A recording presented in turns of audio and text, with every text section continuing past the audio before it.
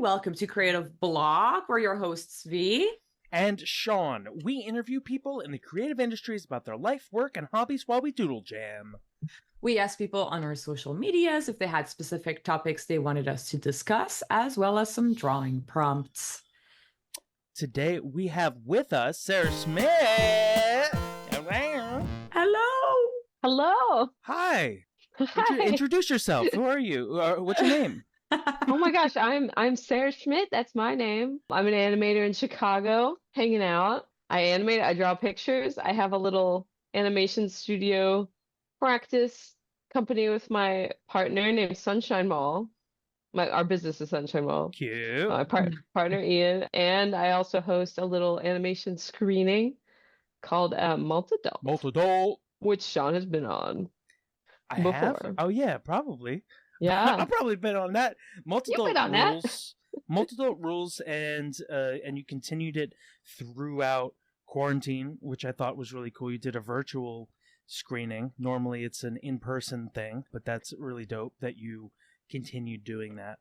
And I admired that. What I guess while we're talking about that, what started you wanting to do a screening festival? What do you call it? How do you see it? Oh my gosh, everybody says festival always. Y'all even said festival. It sounds so sick when you say festival. It sounds really sick when you say festival. We kind of want to grow it into a festival eventually, so it could be like a real party time. But for now, it's just been a small screening series. It's kind of like, like a bunch of films together with a bunch of, people in the audience, like cartoonists, artists, baristas. Try to get everybody there. So it's just a little screening and a zine kind of release show. So we play a bunch of films that we make a specific playlist, play a bunch of films, screen some loops that people send us, and give away little zines for free. We do a small Q&A at the end, but we usually only have one like featured local animator.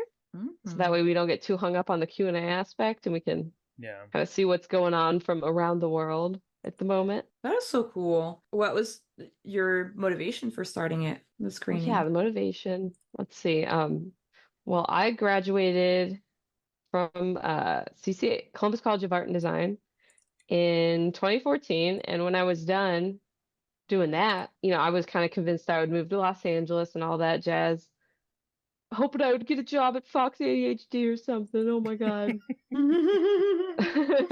Whoa. But we're hanging out doing that. I started going to a couple animation shows, like Animation Block Party in New York and Animation Breakdown in Los Angeles. Yeah. And eventually Glass Animation Festival when it was up in Berkeley. And I just kind of got overwhelmingly excited about the films I was seeing at these festivals.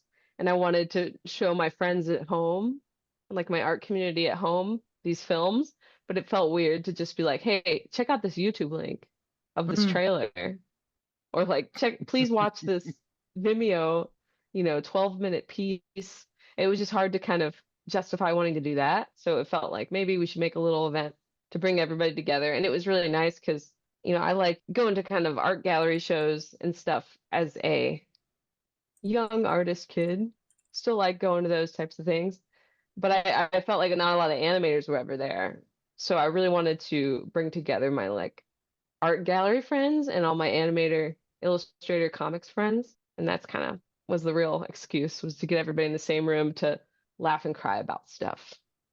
It's a great and watch excuse. Animation that didn't feel just like, for babies. That's so real. I do feel like that is the reason why having like a festival or screening or like a date that keeps coming back where you can kind of see what's outside of like the industry is so important to feel like energized creatively. Yeah, I felt like I was missing that in school. Like I kind of was like, where have you been my whole life? Indie animation films? I don't know.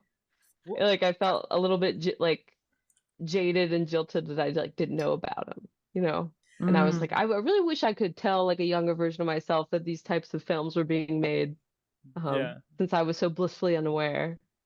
And the screening started like down the street from the college I went to, so it was kind of me trying to lure Lure students like, hey, come these check out these children. films. Yeah, lure the children, as one does. Here's your candy. Yeah, no.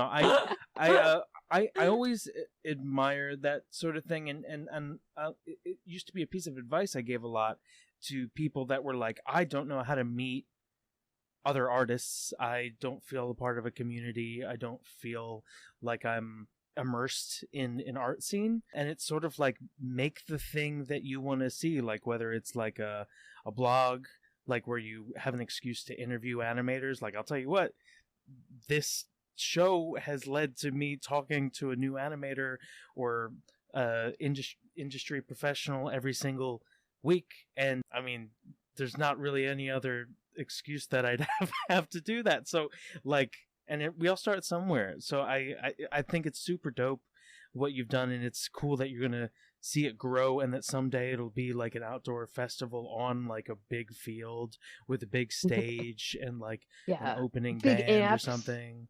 Big amps. Fire. What band would open for or close? What band would you have? Oh gosh. To as your special guest? Oh, I don't know. Well, I feel like it would have to be an animation person band. Oh, Gorillas. It'd be weird. Oh yeah, it's just gonna be Gorillas. No, that would be a sick headline. That would be that's so funny. That is probably the most animation headliner possible. Like, sorry guys, we couldn't get anybody else. Couldn't get any films actually. Just booking the Gorillas. No, we spent all of our budget for the year on the Gorillas. We actually had to animate on it too. Yeah, this is hard. Gosh, what was I gonna say? Something about something. Well, you were saying like the podcast helping you have nice little conversations with the animators and meet other animators. Yeah. I mean, gosh, starting the Malt Adult, it kind of felt like I was like, hey, my career is obviously not, where I wanted to be right now as a kid starting out. And it felt like I wanted a reason to talk to these artists I really admired. Hey. But what am I going to do? Send them like a fan letter that's like, I love you.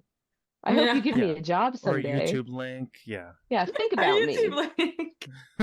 Here's a link to my portfolio. Like I felt like that was just, like I couldn't bear it almost. Like I was like, they're too cool for that. I want to just like give them something more than like a I love you note.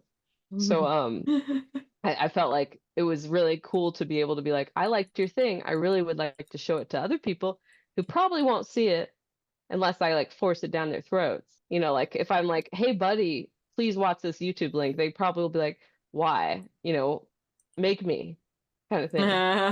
But if we get people in the same room to watch something, it like feels really special. And it's really nice to be able to tell someone like, hey, we screened your film and everybody loved it, and a couple of my best friends like cried, yeah. Things like that. Just it was like way more fun to be able to reach out to artists and kind of talk to them.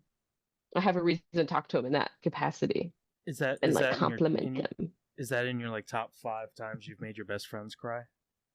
Oh yeah. Oh yeah. No. But it was always fun to see like, what I loved asking people like what their favorite film was from the evening, or like, all their feelings about everything. It's cool. It is hard to draw.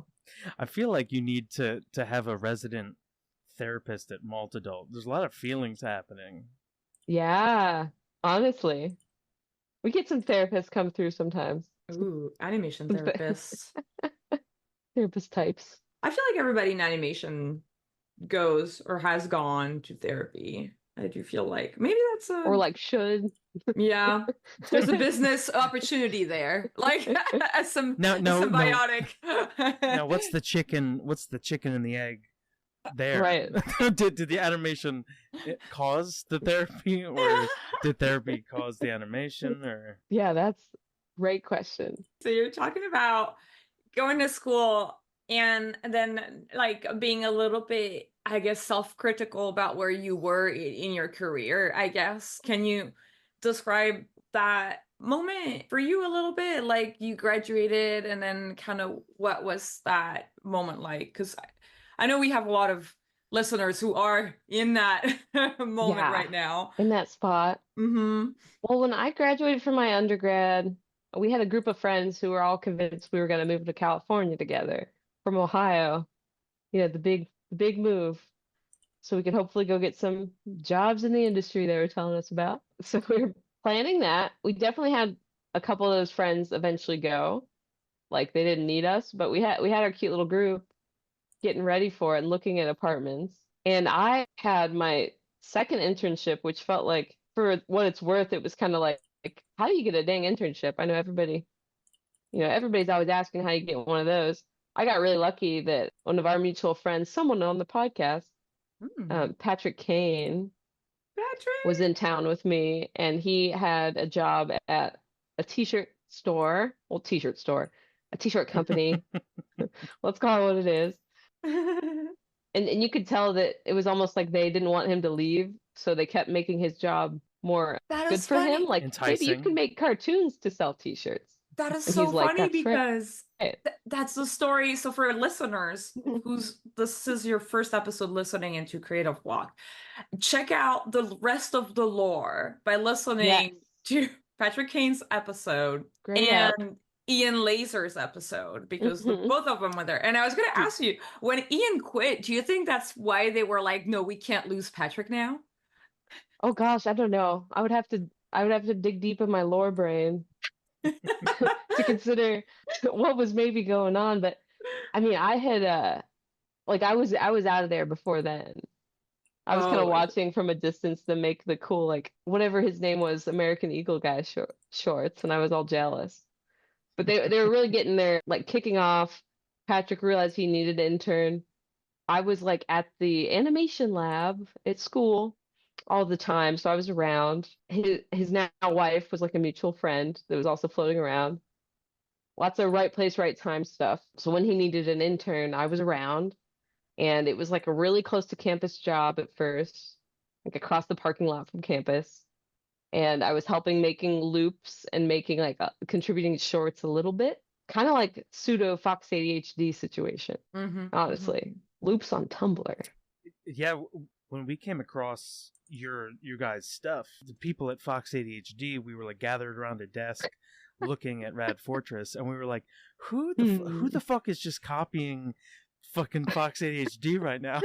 and we were like, what is going on? And we like showed the bosses, and they were like, whoa, they're doing pizza adult humor kind of stuff too, like, whoa. And I mean, I thought that you guys were doing it really well. And when y'all came out to LA, I remember meeting you guys, and we gave you a tour around Fox ADHD. Either way, I was always really impressed by, like, why were there so many good artists out of your one little spot in like Ohio? Because all of you guys were great, and a lot of you guys have moved on to work on killer stuff. Yeah, something about the little moment. We had something in the water over there, and the tiki bar by the school was just infecting specifically the artists at the time. I don't know. It's funny you say it like that, because I think I remember being like, part of my job is to look at everything on Tumblr and everything on YouTube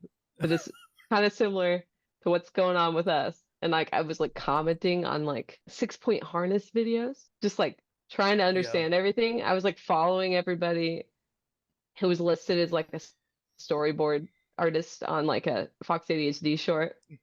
I was just like really obsessed with like raking up as much like information and as I could. But I had that internship when I was like finishing school, and then right before I was actually done with school, maybe like the last semester, there was an opportunity to work at like a motion graphics studio that was like a little bit fancier, a little bit better paid, and like I was like, that seems fancy. They work on music videos and stuff. I don't know. And that was a really cool opportunity, and I started an internship there, so I started jumping ship, and I was like, oh no, the cartoons. And there's a ton of cool stuff about Rad Fortress and everybody I could talk about forever, but the real deal was I started at this other internship, and then at the end of that internship, when we were all graduating, they're like, you want a job, would you like a job? Here's a job offer.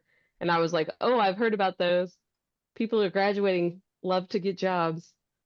And all of us trying to move to California, we're just kind of like, hope we get a job when we show up. That's when we'll apply and try to find a job. And so I was so paranoid about that I was like, I feel like I should take the opportunity to stay at this motion graphics job in Ohio. So that's why I stayed behind, you know.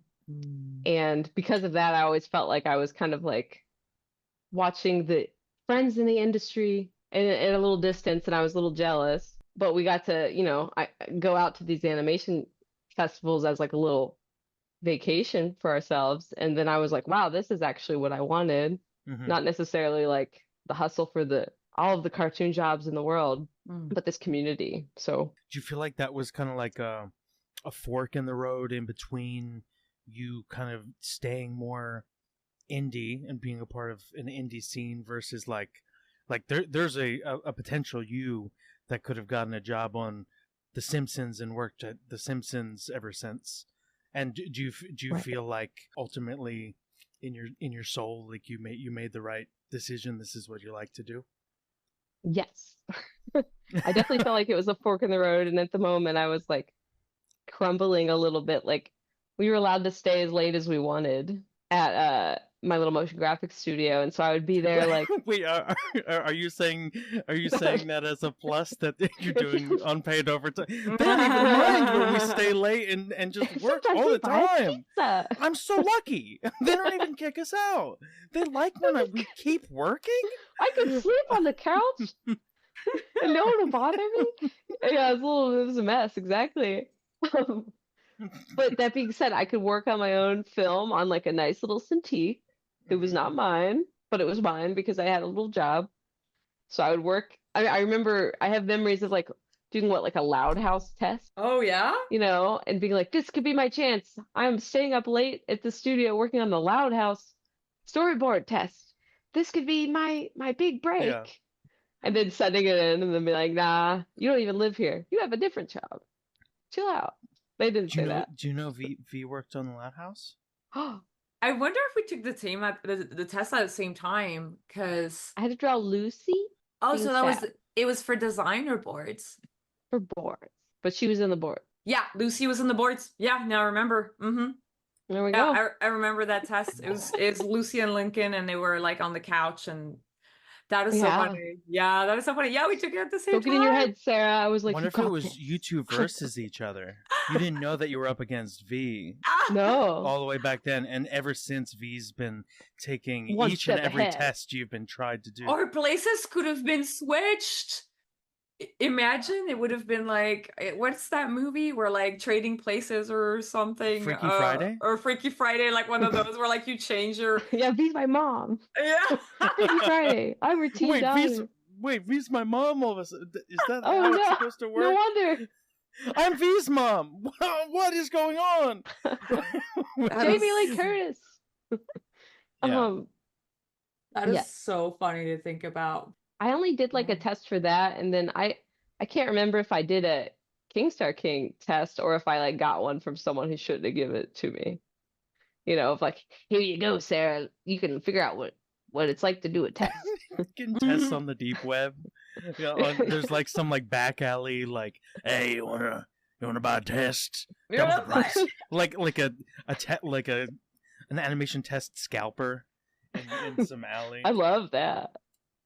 And it's That could be me for real. That could be either of you. oh No, my but yeah, I was kind of like hoping for more of those little opportunities to like come around, but I kept getting, you know, more comfy at my cute little motion graphics job, and I learned a ton there. And I really liked that we were doing, you know, different kinds of projects the whole dang time.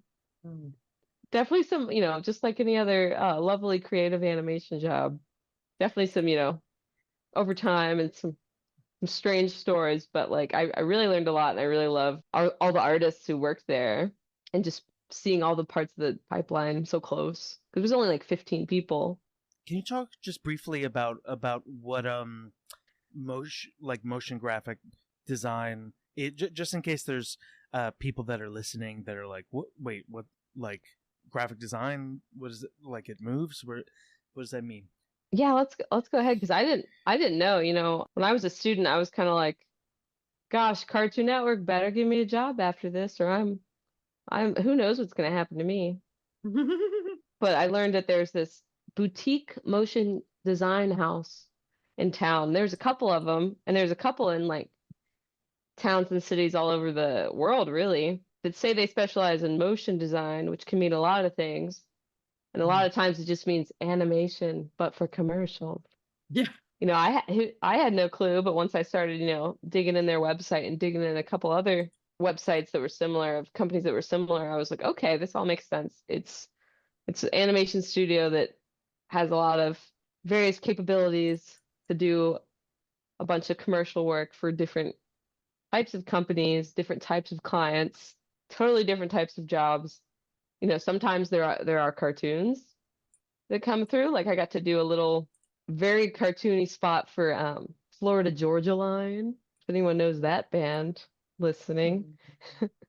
They're a weird one, but I got to do, you know, cartoony stuff as well as a bunch of storyboards, a bunch of design that I didn't even animate that just got thrown into After Effects and scooted around by other animators. So I don't know if answers the question. No, I think that's great because I do feel like motion design can mean like so many different things. But it's true. Like I feel like a lot of it is animation. Like it's kind of interesting as well because I feel like so in Gobelin there is a motion, like specifically a motion design part of the school that is not the animation part. Yeah. But sometimes you look at what the students from motion design submit as like a thesis or what they turn in, and it's like animation. It's literally animation. So it's kind of I guess they spend more time on After Effects than like people in animation area, but at the end of the day it is just animation. Well, I tried to tell some of my like students a little bit because I taught a little bit eventually after I finished at the motion design place and I had some more free time. I was teaching and you know, I kind of tried to tell my students like, hey, don't think the jobs are only like in storyboarding or in the pipeline at the industry. There's also these, you know, secret hidden jobs you might not know about at these animation studios or these motion design studios where, you know, the only people they have applying, like they need an animator, but everybody who's applying is kind of just a graphic designer who doesn't know anything about motion or storyboarding. Yeah. Or like how to make things look nice when they're moving, period. So I was trying to tell my students like, hey, like you actually could be an asset at one of these smaller motion design houses, get some experience and then keep on moving. Like I think what is the name of the person who worked on Wish? I could be crazy. The like is there just one? Well, no, yeah, of course. There's only one person.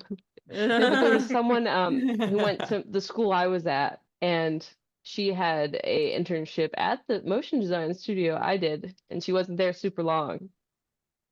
But she was kind of like, catch you later. I'm gonna go try to work at Disney. And I'm pretty sure it's the same person. Maybe cut this out if I'm totally wrong. But there's no name, so nobody can ever so I don't want it out. I don't want to say it. It's not that I don't remember it. But... Exactly. You should tell more stories full of ambiguous secrets that you don't want to reveal. It's a good idea. I like it. I love an ambiguous secret podcast. The mystery alive. This is actually an investigation podcast now. There we go. Animation. We can take a break from animation sometimes. It's all the same. We interrogate our guests to try to get actual information out of them, and that's get clues.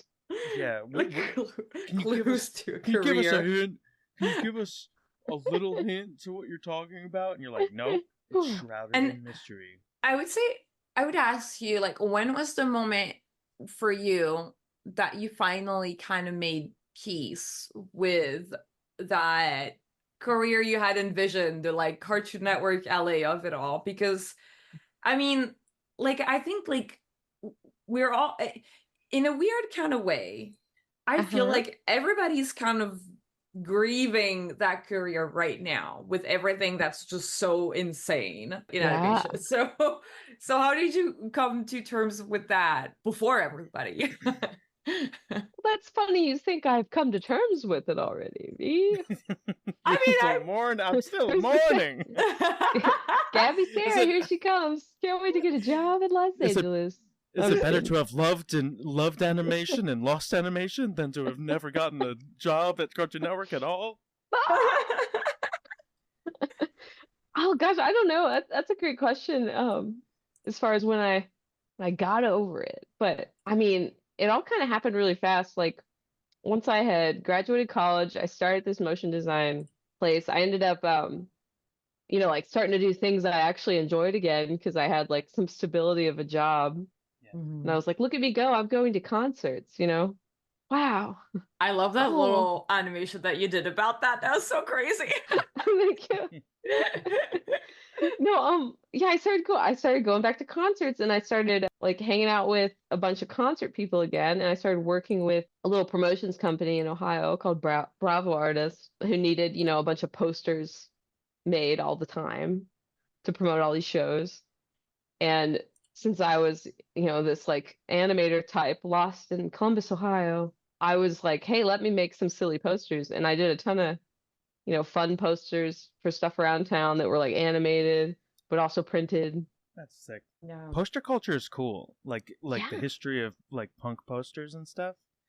Really, like it's its own set of like styles. It's its own set of like graphic design principles almost. Like it's cool. Yeah, I really just but I recently found a like diary, like a very girly diary that was like I don't know if it was like a password journal or what. I had one of those, password journal too, and I get it open and it had all these different questions for like teen girls. Like, who are your best friends? What are things you like? What are your dreams? And stuff like that. Like all these kind of cute little life questions so that you could probably look back at it when you're 30 and be like, what the heck was going on? But I literally said like I want to go to school for animation and get like an animation MFA. And I was like, when did I write this? I don't remember this at all. Because I was excited to go to school for illustration because I thought that's what would help me do like band posters or like album covers if I did illustration. But that was to the like my art teacher in high school is bummed because they're like, you should probably do animation because you like to draw lots of little characters bunch and you draw them really fast. So maybe you should go to animation. But I tried to ignore that because I thought it would be cool to do illustration instead. Maybe I can do posters. That's funny. I think my art teachers in high school were disappointed I went into animation. Really? So it was like the opposite of oh, that's good. Your situation where they were like, please go into like painting or illustration, and I went to animation. And like I remember returning to the school one year like, just to go like say hey, and they didn't even like want to hear anything about what I was doing. Like they didn't give a shit. Oh and no! I was like, oh damn, I betrayed you, huh? They wasted all that what was it? The egg paint? Yeah, tempera. They wasted all that tempera on you. 100 coops of eggs. They wasted all their hens. So Sean could go to animation school. Oh, I call them hen balls. That's so crazy. Wait, what about this? Okay, so yeah, I started to get over it when I was like really like getting myself busy doing a bunch of posters that would have animated elements and I would do like little loops. But I was just like kind of happily doing posters while also working on like freelance for kind of like, random animation projects. And it felt like I was able to have this silly balance because I wasn't like in Los Angeles and because I had a little community in Ohio that liked me and needed posters. And I was like, this is kind of nice. So I think that helped me get over it. And then, I mean, big time doing the Malt Adult stuff made it feel really nice and kind of seeing the success of those over the years. I mean, definitely during COVID, it was kind of funny because we got everybody online together. It was like, here's my friends in LA that I haven't seen in a while. And they're in the same, Twitch stream chat as the kids who would like come down the street for the Malt Adult to drink the weird punch that we made literally like of malt liquor. I'm like, you were in the same chat. It was really nice. And so I think, That is cute. yeah, I was like, this is way cool to foster this type of thing. And, like maybe I didn't go to LA to work in cartoons, but I found this little cartoon squad. And right now, especially, we are renting a studio space in Chicago with, oh gosh, 3 other animators we really like. And now we get to call friends. Oh, And so nice. it's kind of just nice. We're all working on our own projects and helping each other out with projects. That is a dream. I think that is so cool. And actually, I was gonna ask, so obviously this is a lot of like you guys have got to know each other over a long period of time. You share a space together, and so that will help. But like, can you describe a little bit what the process is like for when you help each other out on a project? Do you kind of like ask a specific person, like, hey, can you help me with this specific task? Do they offer up the help? Is it do people get jealous? Oh, yeah. Oh, yeah. I got Jealous to all the help on time. All that type of stuff. Well, what is it like? I mean, gosh, we got to work on a project before we had a studio space. It was like Christmas time. And so one of the studios we worked for was all out of the office for Christmas for the holidays. And they needed like a silly nutcracker job done. It was basically like a nutcracker talking about health of balls, healthy balls. Uh, it was weird. It was like I don't like any of how we're talking about this. A nutcracker job about it sounds like it was like a a big Christmas old nutcracker. Anyway, I'm gonna breeze through this, I promise. So we're doing this like weird nutcracker balls animation, like kind of as a like a helpful favor while this studio we worked with before was out of the office. And we did a really nice job on the nutcracker balls animation. So when they got another email when they were still out of office to do animation for the video for SZA's Kill Bill Oh yeah. song, we were like, "Oh yeah, we're gonna say yes." Like Merry Christmas. I think it was like 26th of January or something. Maybe not 26th, maybe 29th. I don't even remember what day, but I was in school and I was starting to teach as well. So we were on this quarter system and I was starting class like the first week of January and I had to teach as well while going back to classes and getting my own syllabuses for my own new homework assignments and all that junk. So I was extremely jealous of Ian because he got to work on this SZA video. Like, but I didn't really get to help that much. I was like, Yeah. let me do backgrounds or something. So I got to like help with backgrounds. Because it's primarily just you two doing everything for Sunshine. Yeah, Law, right? we split it 50-50. Do you have other people come on? Like our ownership, which we need to change it to 51-49 so we can be considered a woman-owned business. Oh. Tax Sneaky, breaks. sneaky. But we get other people. Shout out to Ian taking the hit. There we go. What we do for women. I love it. Thanks, buddy. Yeah, but no, we hired our friend. That was really hard because it was such a tight turnaround that we couldn't just like it felt like unfair to ask anybody because it was such a tight turnaround and it was around the holidays. So we had to ask our really close buddy Nolan Downs, who we've worked with a couple times. Trying to think, we always are sending each other, trying to get each other on jobs. So he got to help do a ton of animation on that since I was busy in class and I was so jealous. So you mentioned jealousy, that's exactly where I go. I was like so sad I couldn't help more on the SZA video. I did help like frame check everything. There's a couple eyes because we had to like eventually squeeze the frames together a little bit to like change her design a little bit. That's a whole long story. Well, I was super stoked I was so stoked to see that you guys did that because I know that wasn't super far into you guys starting your own thing, and I had also collaborated with you guys too on that a was music like the video Christmas prior where I hired Sunshine Mall to help. That was like and you literally guys like were a year awesome. earlier almost, maybe. It felt a similar time of the year, maybe 2 years. It's all a blur. Yeah, and y'all are always a pleasure. It was a lot of fun, and it was a very small team. It was just us. It was us 3 and then a background Yeah, designer. that was great.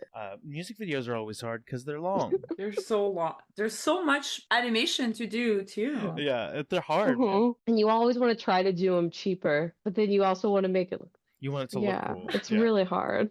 Yeah, it's hard to hold yourself back, right? What's your advice to your first music video? Like, there's so. Oh yeah.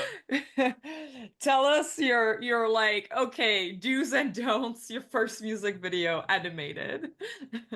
Gosh, really assess how much money they're trying to give you. You know, really think about that. I've done a lot, especially when I was starting out. I did a lot of jobs that I think I would like shame myself for now, as far as price and hours I was willing to spend on a thing. So I think if it's your first music video, especially, really consider what your time is worth. You know, think about, especially if you're coming maybe from like a minimum wage job at an Arby's or something, you know, consider even how that wage would pile up hour-wise to you actually using your skills in this creative way. So try to be aware of that as much as possible, but also have fun and try to use it as an experiment, in the sense that like you're starting to figure your freelance stuff out. Like the good thing about music videos is they like have to get done.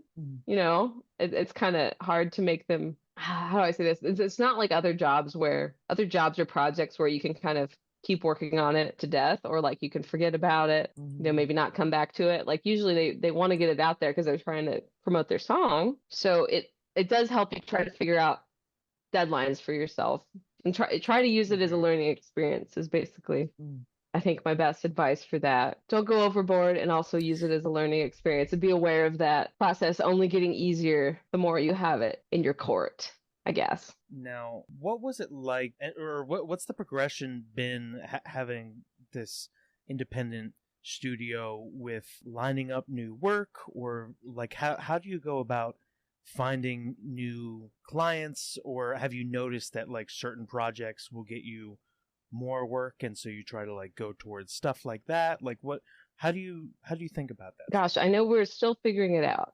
I will say that. We just had our like 5-year anniversary, and I will say we're still figuring it out. We still don't have business cards.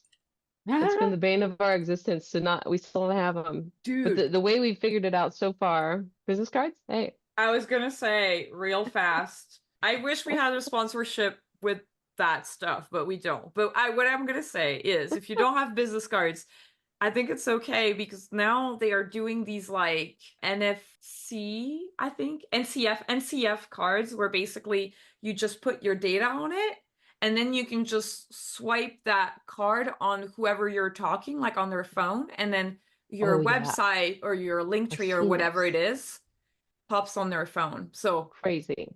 Yeah, you can go up to the cashier and swipe your card, and it takes them directly to your site, and they're like, "Excuse me, ma'am, it's still $400." Do you know who I am? Groceries. No. Did you check the site? SZA is on. I just wanted to say that because like when I've been doing conventions, that's what I'm gonna do instead of like buying a ton of these little like cardboard cards. That was my little tangent. Well, that's a cool little tangent. Maybe it's good I waited. I don't know. I mean, that's it though. Is that we haven't really done the type of advertising I was like expecting us to need to do. The biggest thing was, since I had that 3 years of working at this motion graphics company, you know, I knew like friends and clients and I mean coworkers from there who were able to help us get kind of little jobs when we were starting out. Like literally one of our producers ended up working at Bath and Body Works and was producing like some jobs there. And so we got to do Giphy stickers for Bath and Body Works because he was like, "Oh, look, Sarah's around. I've always wanted to throw Sarah a bone. Sarah started a business. Cool. Let's get them to Bath and Body Works." So we would like go down to the Bath and Body Works campus and pitch our little stickers. Wait, there's a college? Yes, Bath and Body Works College. The School of Bath and Body Works. It was actually kind of what prompted Ian to maybe like throw down and actually get a car, because we were Ubering from like Columbus to this Bath and Body Works campus. Ooh, It wow. was just, like this weird like 40-minute Uber, and then you'd have to like Uber back and like rush hour traffic because they'd always want to have the meeting at the end of the day. Yeah. And so we were like, maybe we're doing this wrong. Maybe we should get a car. Pull the trigger, get a car. But it was a lot of that starting out, especially, and even still now, it's they always say it's who you know, and it becomes really, really obvious it's who you know when you still don't have business cards 5 years into your company. So I feel very fortunate about that.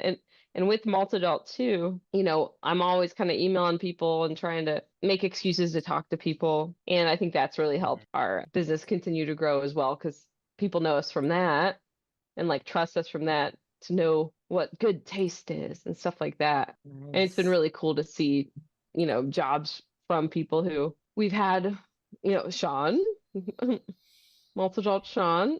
I mean, we've kept up with each other, after all those years. Well, we did a project with Leah Shore as well. They had a piece that they're like, hey, you could direct, or I could direct you. We could make this animation together. I mean, just several things that keep coming up. People we know through Malt Adult or whatever else.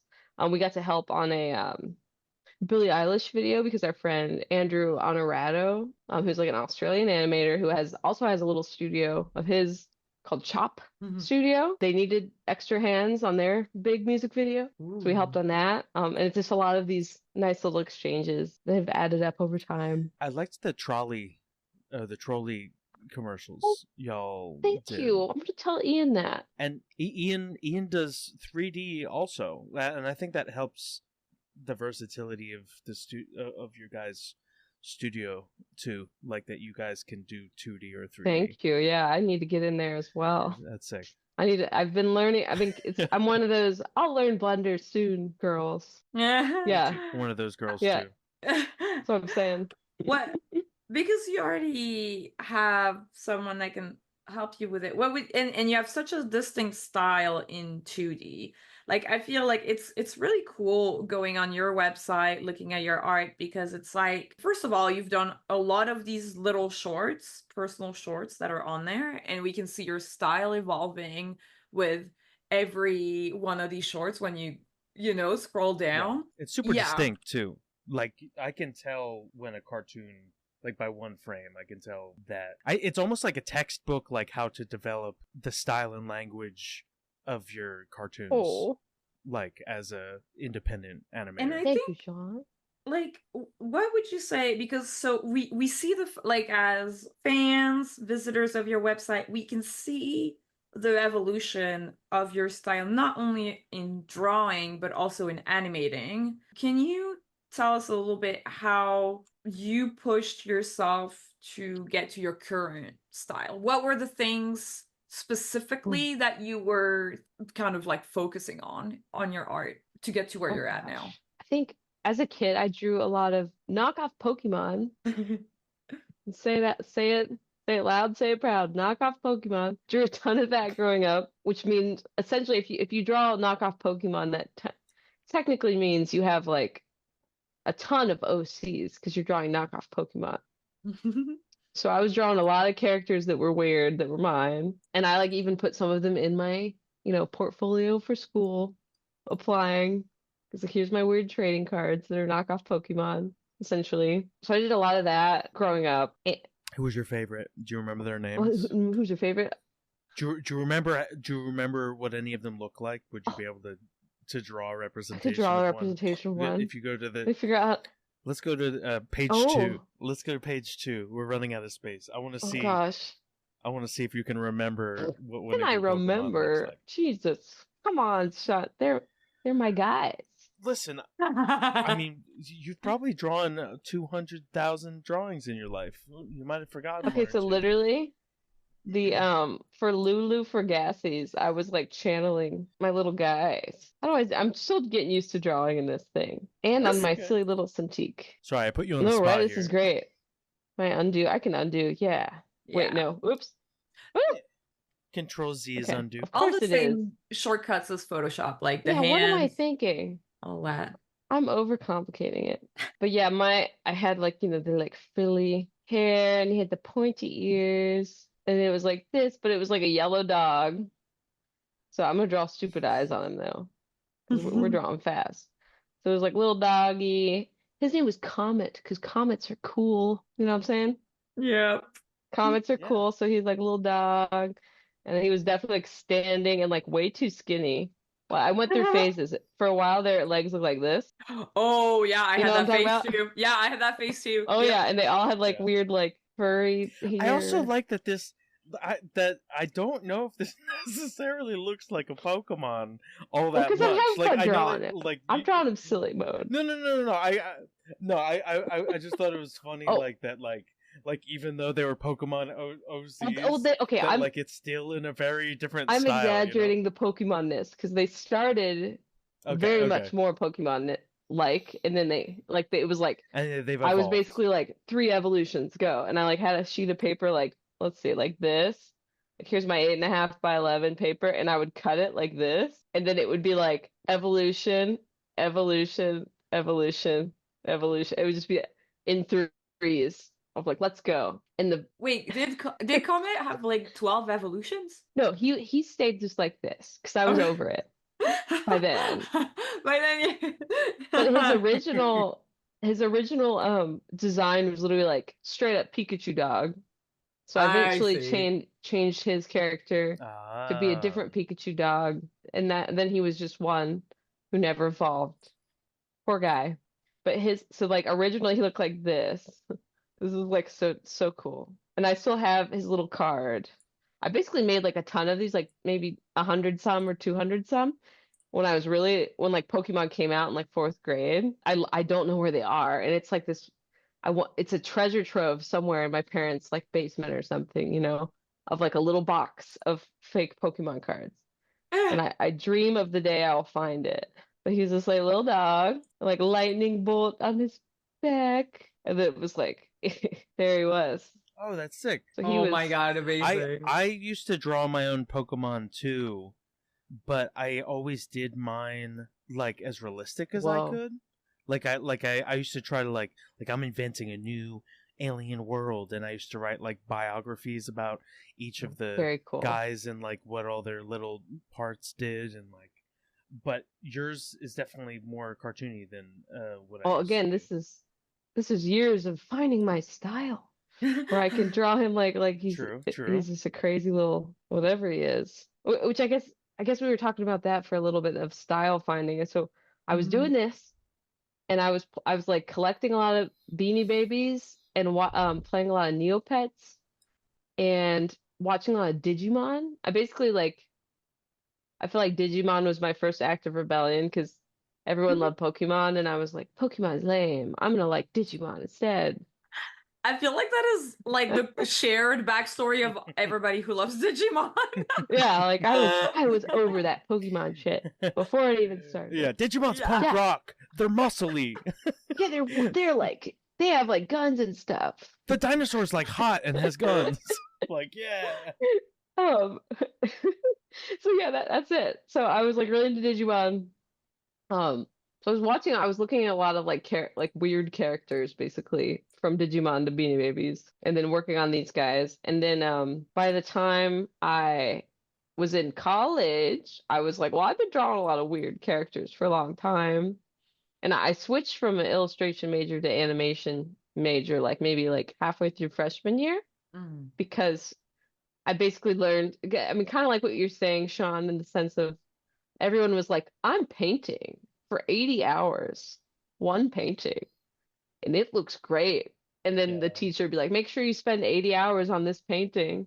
And it would just look like so muddy and gross.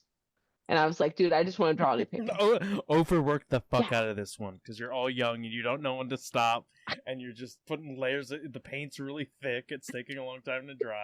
I remember that as a kid, like hanging out on DeviantArt, and people like whipping out these like amazing like digital paintings, and they were like, yeah, like I spent like 4 days on this, and inside my head I'm like, I cannot for the life of me spend more than 2 hours on a drawing.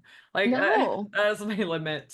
Yeah, that's like what I couldn't believe it took me so long to realize that, like being in school and paying for it, and the teacher be like, yep, keep spending hours. And I was like, I think I'm gonna switch to animation because they need you to like do a new drawing like quickly. They needed you to keep doing new drawings, you know. Yeah, it's a good ADHD Yes. art form. Yes, it is. Oh my gosh. So I got really like excited to switch majors, and I did. And then I was like before I left, like I remember kind of being like, oh shoot, I still want to do more illustration classes. Oh man. You know, and it was all about trying to find your style. And it still kind of feels that way, but I feel like because I was so obsessed with drawing most of my life, like it kind of just kept happening. I kept figuring my style out. Oh yeah, because I spent so long drawing all these OCs and like little animal people. Basically, when I got to college, I got hit with the bricks of like, you are horrible at drawing people. You're embarrassed when you're asked to draw a person. Dude, I feel that in my bones. That I was happened like, these look horrible. That is such a hard it's such a hard thing to go through. I'm so glad. I think you're the first person on this podcast to bring this up. And this is a real fucking thing. Dude, when you spend your entire life just drawing like cute little animals and then like Yeah. and then during design classes, it's all people that you have to design, and I was just shit at designing people. I mean, they were Yeah. I was like fine. embarrassed. The legs were like like the proportions were not cool. Like I could make an animal look cool. Yeah, A yeah, little yeah. weird monster guy look cool. But then when you try to make a person look cool, you're like, wow, I would never hang out with them. Yeah. This person I drew, never, just- don't catch me. The most bland. All my people keep looking like dogs. It's just a stick. It's just like, you know, like these are like the cheese, like the cheese mascot, or like these. Oh yeah, little cheesehead guy. Yeah, exactly. That's kind of what they look like, at least for me. It's so funny. That, oh my god, man. Yeah. Thank you for. Yeah, no, that's exactly it. It was like, oh gosh, these all look horrible. So I got that. I think that was really big for me on finding my style. Is I realized how embarrassed I was about my people drawings. So I started like doodling everybody in class, like, so because I always had a sketchbook with me. So I would doodle people in class, like to try to get their likeness and make it look like my drawing. I guess I wasn't trying to make it look like my drawing, but I was like, guys have to figure out how to draw people. So I would do that in class, and then I would also do it at like all the artist talks for the school. Like I would draw the person talking on stage, or I would draw the people like around me secretly. Yeah. And just doing that for a couple years, eventually I feel like I got confident. We had to take a class that was called Cafe Sketch, where you like went to the cafe essentially, or like the market or whatever, and then just like stood around and drew people. So that kind of was, I loved that class because I was like, wow, I've been doing this like cheap mode on my own. So now let's give this structure. And then after school, since I started working with the concert promotions people, I would bring my little sketchbooks to the concerts I was going to for free and just draw people like in the back, like draw the bands and draw the people standing around. And I definitely got like some weird looks for that, but I was already used to it from school, like going in public and drawing. So it was really fun. And then I got much more confident doing that, like just, you know, because it's hard to draw while you're in public, one. It's also kind of hard to draw people moving, too. Yeah. But that's what they're trying to teach you at these like animation drawing classes of like more gestural drawing work. And then when you're at a concert, like they want you to look at them and they want you to pay attention to them. And you technically are paying attention to the person performing. So it was kind of like a weird little connection in my brain where I'm like, cool, I could just focus on the concert in a different way by drawing people. And there's like an artist I really liked on Tumblr for a while. I think I forget his name exactly, but his handle was like Upper Hand Art. Shout out Upper Hand Art. He was really good. He still is really good at drawing people in crowds and at concerts. And I was just like, dang, I want to be that guy. He's good at it. And I still don't think I'm that good at it. Like mostly like I'll still try to do it, but it'll just be like a sloppy like chicken scratch set of drawings from like trying to draw in the dark, like half holding a beer or something. And it's just like this like messy chicken scratch of a drawing, but it's gestural, you know, and I'm trying to like practice getting those gestures, but taking those drawings and then trying to like clean them up so they didn't just look like chickens scratching all over a sheet of paper.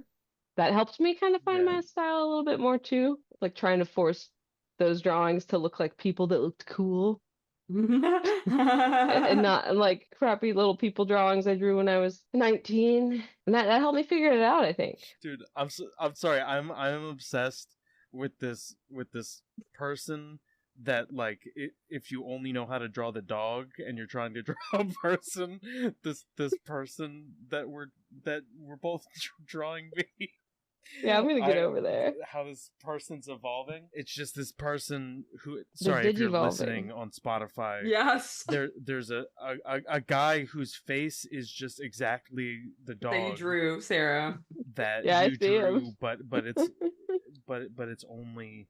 Yeah, sorry to get. No, meta please, here, for the listeners. I think it's really cool that you bring up like sketching a lot, because I do feel like for me personally, it's also something that helped me go from a place where I was just like frozen. I couldn't draw anything without being extremely self-critical and disappointed in my drawings. And sketching is such a freeing and nice, fun, turn your brain off thing to do, that all you're concentrating on is, you know, looking at things and putting them on paper.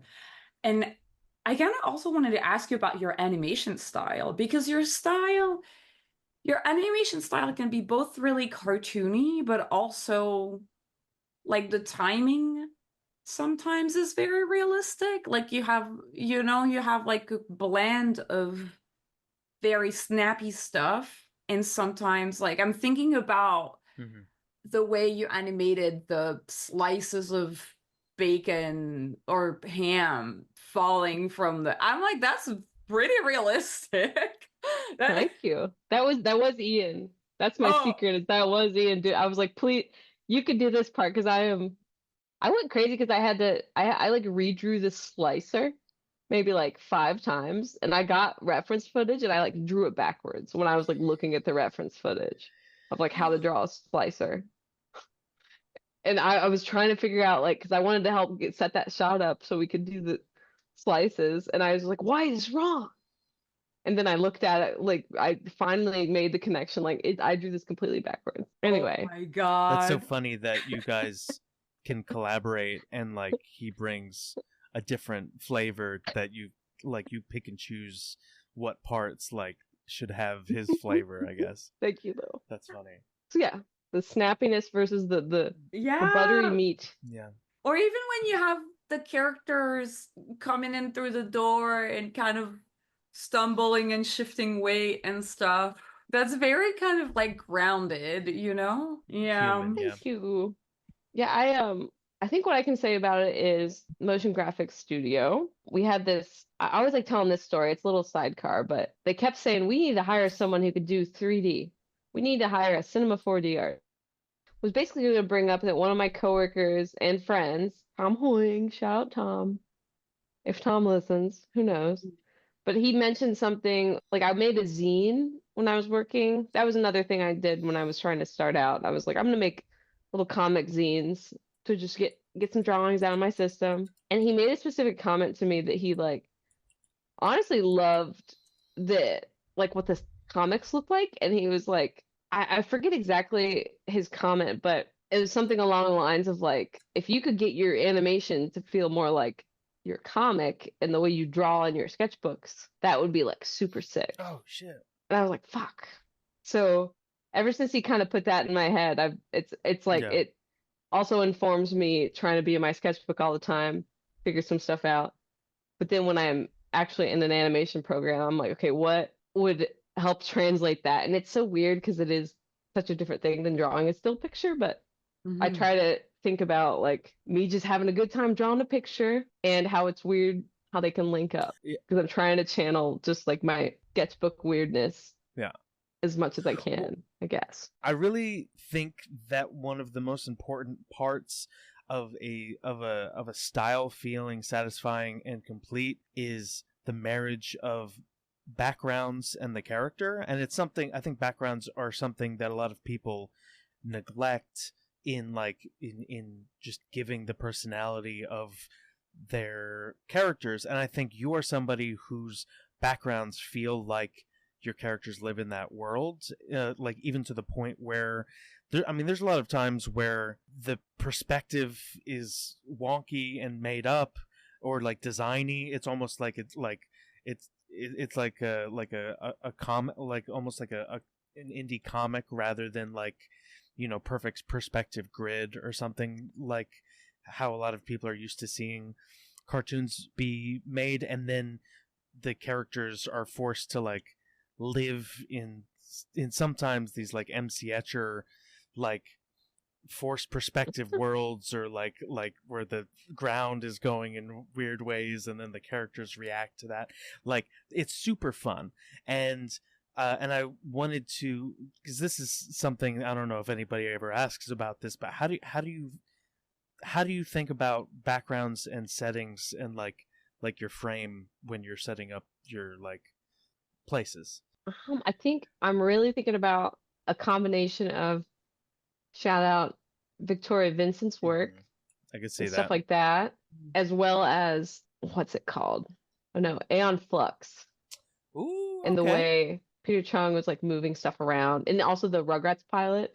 Yeah. That he worked on.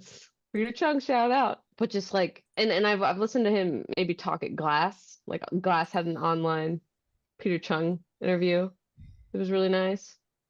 And looked up a couple other things from him online, and he just kind of talked a lot about how, isn't it cool that with animation you can do things you can't really do in live action, and with like drawing specifically. Yeah. So I think about that a lot, and about how if I'm really not doing 3D animation, or if I'm not locked into like a classic cartoon production, like how can I make it my own thing that doesn't need to be anything else? I guess, like maybe it'd be nice if this was a 3D thing, or if this was like a full-blown cartoon production, but it's technically just me in here on this drawing, so I should make it, for, I guess in a sense for me, but I should make it be able to do whatever I want it to do, because it doesn't really matter. And so if I make it look cool for me, and I'm like satisfied with my weird little drawing, then I think it'll come out that I'll be having more fun with that background and with those characters. You make backgrounds look together, fun. Like, a lot of people hate drawing backgrounds. You make it look like you are enjoying it as much as you are the character, and that might not be the case. Maybe you still like drawing the character more. Honestly, no, but that's it. Is because I kind of hate drawing backgrounds too. So I'm like, I better have a good time. Yeah. If I'm going to spend all this time on this background, better have a good time. So I will like put details in there that maybe is overboard, and I'm having a bad time because I'm spending too much time. I'm like forcing myself to have a good time and enjoy drawing it, which has been nice, because then everyone's like, look at all those Easter eggs. And I'm like, yeah, I actually had fun drawing this background instead of wanting to get it over with already. Yeah, I think that's the main thing with that, I guess. That's cool. Yeah, that's super cool. I think, yeah, it's fun too that you bring up Victoria Vincent, because I do feel like that style of like the perspective being all like made up and fun and a little like crazy is like such a, I think it's so refreshing for people to see, because like cartoons on TV for some reason got all like super grounded at some point. Yeah, especially the backgrounds. Like, right. Yeah, like we used to have Rugrats, even Rocko's Modern Life. Yeah, and now everything is very like, I don't know, accurate to life in a weird kind of way. So yeah, it's so look great. They look great. It looks great. Yeah, it's just a different background artist, but totally. But not. Yeah, it's it looks great, but not the kind of great that you want. I could tell I would, again, it's the same thing on, taking those illustration classes. They were like, time to spend 80 hours on a painting. And I was like, I just can't. I gotta do something else. That's part of the reason I'm usually like flat with my colors, because I'm like, hey, maybe it'd be nice to draw, to like render something, but I just want to draw some weird stuff. I gotta move on to draw some weird stuff. You're busy with weird stuff. You got the weird stuff lined up. Your calendar's full. Yeah, I could be rendering, shading. Oof, And Love to. so uh, all of the animations that you did leading up to Gassy's Gas and stuff, because you had done a lot of stuff on your own. How did you kind of find a motivation or the drive, or what was the inciting, I don't know, passion for making animation? Because animation is so labor intensive. It takes a lot of time. Mm-hmm. So how did you kind of like decide to start making like animation on the side, pretty much?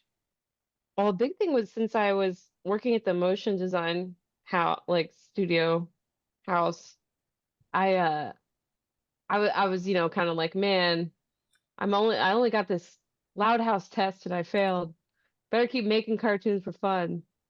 Um, but no, like really, I was kind of like I wanted to still work on silly cartoon stuff. And since my job wasn't exactly silly cartoon stuff, Mm. I wanted that outlet still. Mhm. So I was like, well, I'll make little shorts. I'll keep that going. And that was my like decompressor from work, was to make something silly and fun for myself. So I did, yeah, these like ink shorts.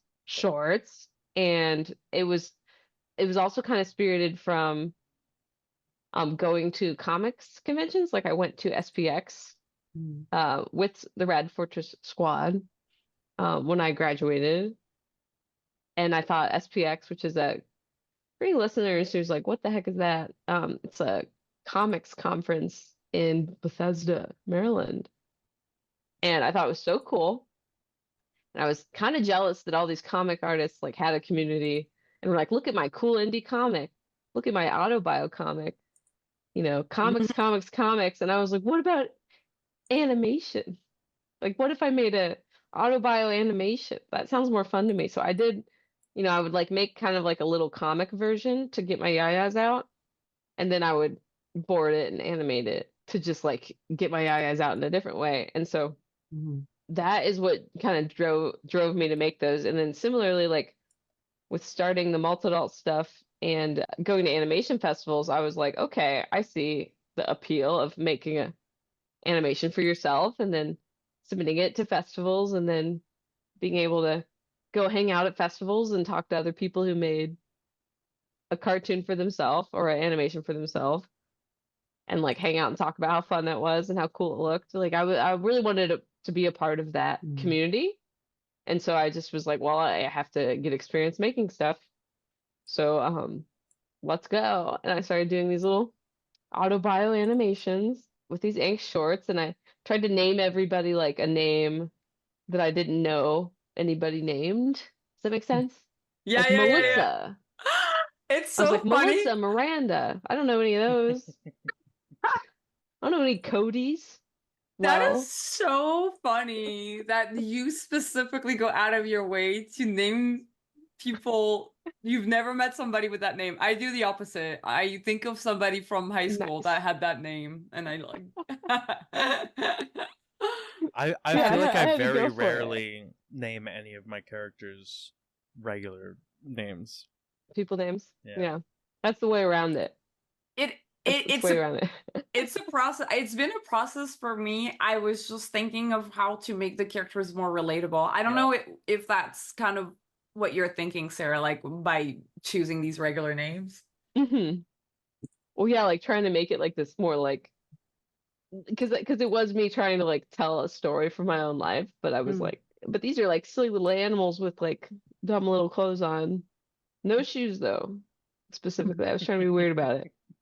Um, and then that came along when like I did a bunch of them kind of in a series, and then I for the Vegeversary animation, I was like, I'm gonna depart from this series and have this idea and just go through with it with that. And that I think doing the little ink short series before that made it easier for me to want to make something that was a one-off, I guess, Mhm. from a little series, and it felt like I was practicing making shorts with these shorts, and then I came over and made something I like had a bit more of like uh an idea about, I guess. I don't know.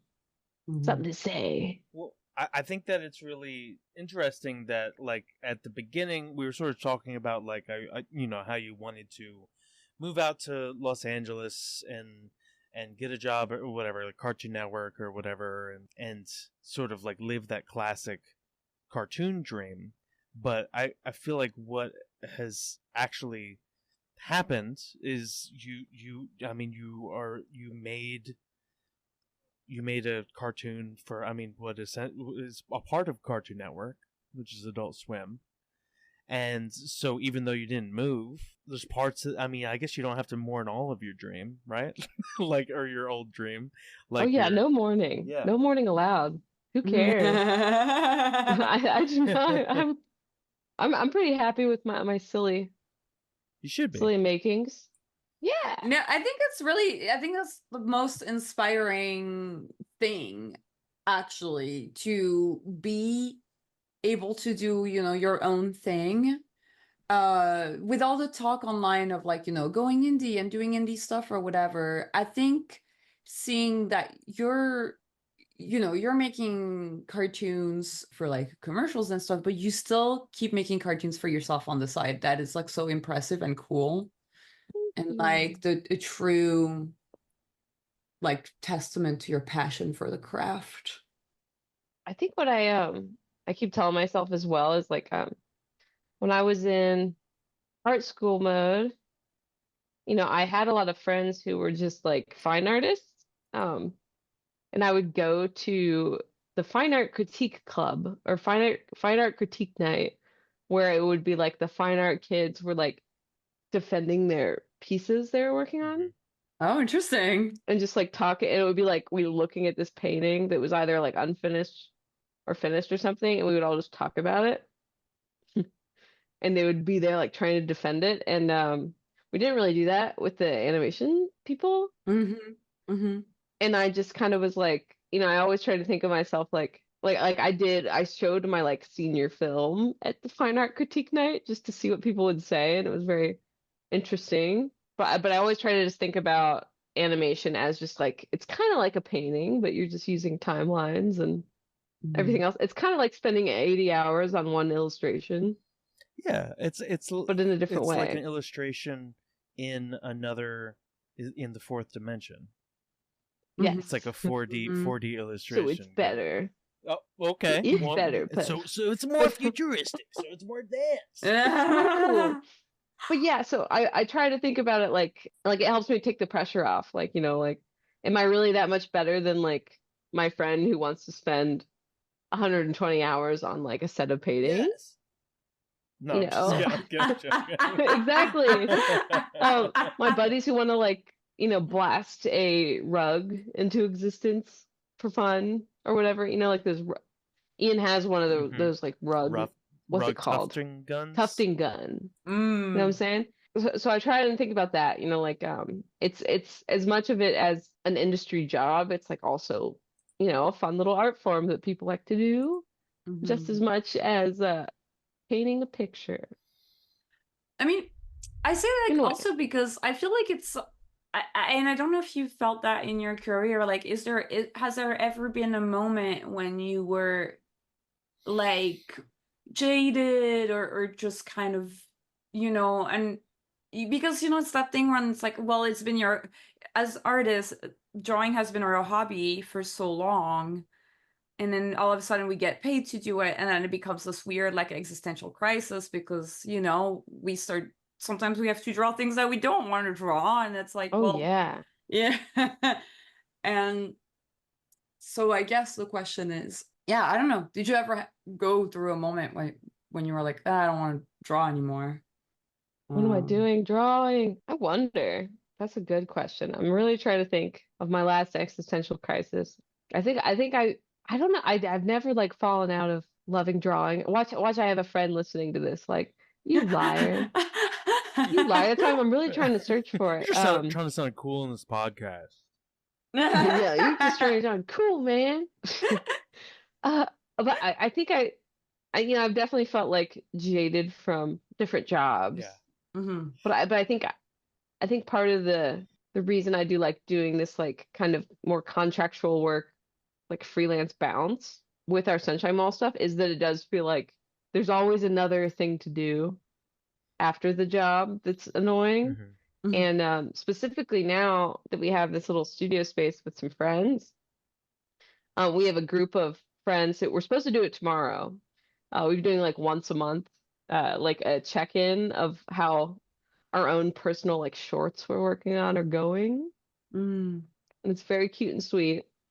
But it feels like a way to like kind of come together of like we're all trying to support each other, like continuing to work on a project, I guess. So that's helped keep the existential dread away, you know, and I think the Ottawa Animation Festival is next month, and that's kind of a thing that we have a lot of us going to as buddies in the studio and a couple buddies all over the place. And like knowing that there's always these like festivals that come around every year and being like, I'm working on a piece that might be in those, but if it's not, my friend's piece is in it. And I'll just make another thing next time and maybe that'll get in it. It's kind of been a fun little, just enjoyable process. I don't know. But gosh, the jadedness. I mean, when I was at my motion graphics job, the reason I quit was because we started getting I mean, no shade on the gaming industry, but the job started to shift to doing some like indie games, which was cool, but you could tell like the priorities were shifting. And I like helped on some like weird indie games. Like I was in Unity a little bit. I was like, uh-oh. And then we started working with some YouTuber dads, like hype YouTuber dads would like do unboxing videos. And I was just like, uh-oh. And so that's when I started to get a little jaded because I was like, what's going on here? So we were like making a game with like a YouTuber dad. Oh, that's like the combination of both. Like just because. Yeah, I was like, I don't know about this. And he would show up. I have this like vivid memory of him showing up to the studio one day, like with his camera, like this, you know, like in his face, like walking. Oh no, yeah. Like into the studio, like I'm in the studio. And I was like just trying to heat up pasta in the microwave, like in the kitchen. And I heard him come in with like the hallway that was next to the kitchen. And I was like, oh, come on, pasta. You know, just a couple more seconds, like 30 seconds. And then he, you know, starts to come in and I was like, so I had to like take my cold pasta to my desk. Eating spaghetti on the job? Let's unbox this what's in this microwave. Oh, it's spaghetti. I was really starting to feel it there. And it's like, what qualification does that hype dad have to make a game? You know what I mean? Like he unboxes stuff on videos. Well, to fun. I guess it's just that he makes weird. Money unboxing stuff, and then he gets to have a game. Like he gets to make one just because he wants one. I don't know.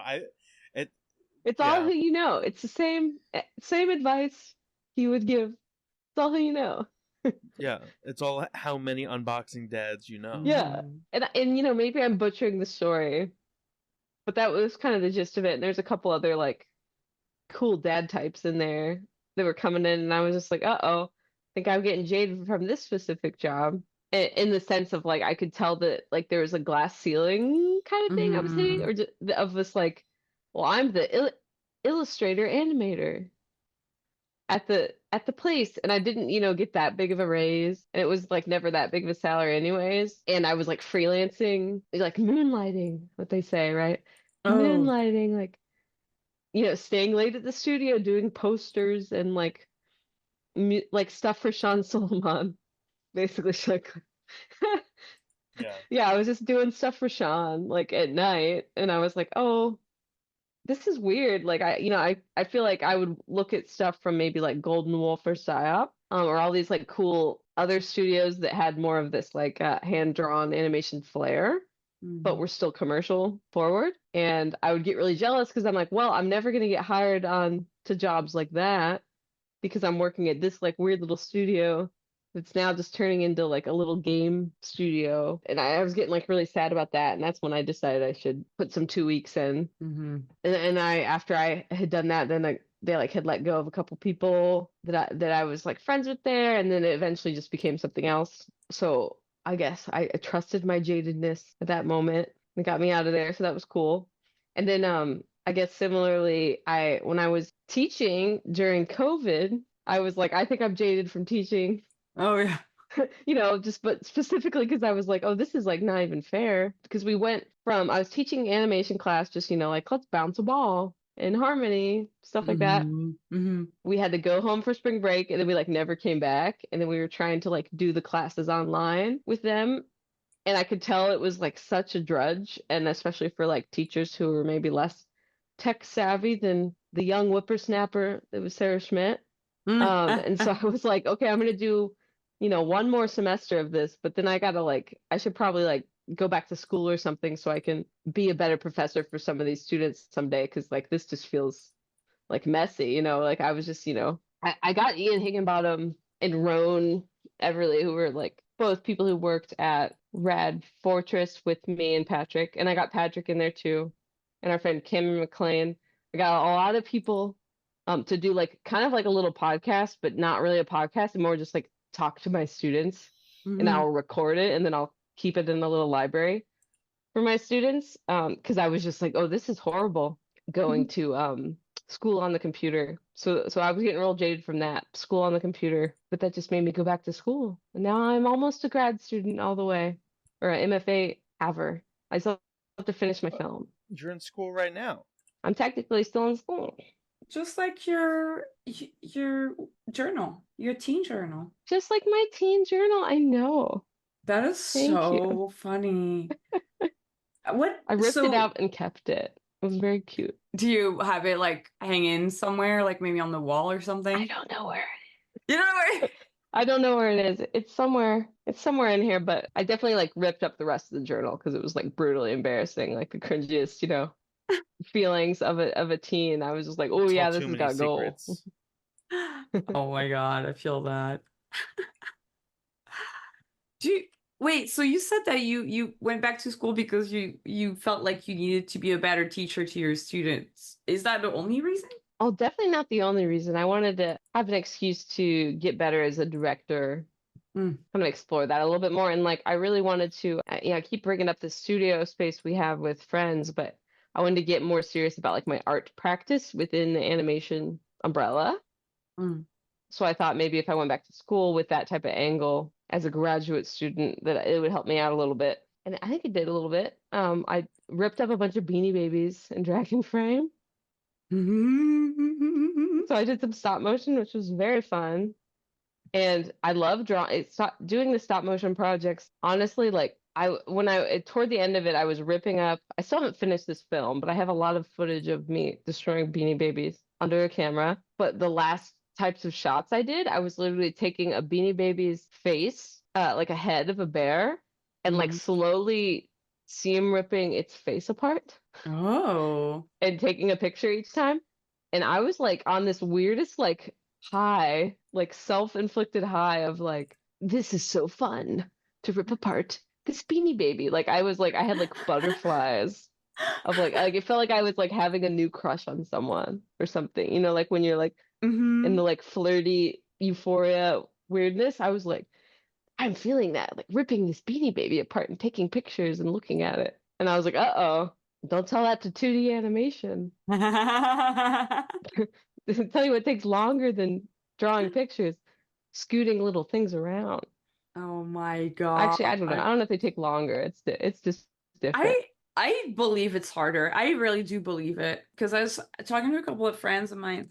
I have a friend who went to like the more artsy animation school in France, and so he was doing stop motion, and he was telling me all about it and how you set up your cameras and everything. And basically he was like, nobody can come in, because if anybody comes in and bumps something, hours, days, weeks of work are like gone. And I'm just yeah it's madly intimidating. Yeah. Well, it sounds like a big part of what you're doing is you're falling in love with the actual process of animation again. Like I feel like it's easy to get hung up on like the ideas or the final product or handing in something for a deadline or the look of something or whatever. Mm-hmm. But it sounds like you're just having fun, like making the thing regardless of how it comes out, which I think Yeah. I think a lot of people lose, you know? Yeah, so highly recommend if you're in a funky, creative, funky slumpy, go try stop motion out for a size. It's almost like you answered our question on creative block that we asked On all of accident. our guests. You recommend Was it too stop soon? motion. No, it's great because I do kind of want to get into the questions from our listeners. We have a lot of questions, and I think are all great. So our patron Puzzle Glum asks if you have any tips for artists who've never made zines before but want to try. Ooh, that's a great question because zines are fun. Gosh, my friend, shout out to my buddy Cam Granger, video artist friend from school, just had like is doing like a zine workshop this weekend, and I was like, oh, that's so cool. So I'm like, gosh, what would Cam say? But I would say just have fun with it. Make like, you say zine, but it could also be a comic. It could also be like a little, journal entry that you're putting out into the universe in a low pressure way. It could be a collage. It could be a collage of a lot of things, It could be all of these things. So I think if you've never made one, I would say think about how you're feeling lately and think about how like what something like a younger version of yourself would have liked to like find at a coffee shop, like in a weird little pile of junk. You know what I'm saying? Because that's been my favorite like way to find little zines or little drawings is when someone's just like putting it out there and somewhere random. I like when zines have a little theme. Like I feel like a stressful thing about making art is having to come up with the idea from scratch over and over again and what's the next new thing I'm going to draw. But if you just like, hey, for a month, I'm just going to draw people sitting on benches or whatever it is. Like, and then you can put a zine together that. Yes. Of all your people on benches drawing. Yeah, when you love people sitting on benches. And then it'll make you think. Off-brand Pokemon, if all you draw is off-brand Pokemon. Is Digimon really better than Pokemon? Well, yeah. I mean, not the games. Let's just call it like it is, not the games. It's cooler. Maybe. It's cooler. It's more badass. There's more weird designs, I think. There's a really fun Tumblr that was this person called Bog Leech. I'll write it. Bog Leech. And they were like reviewing Digimon designs for a while.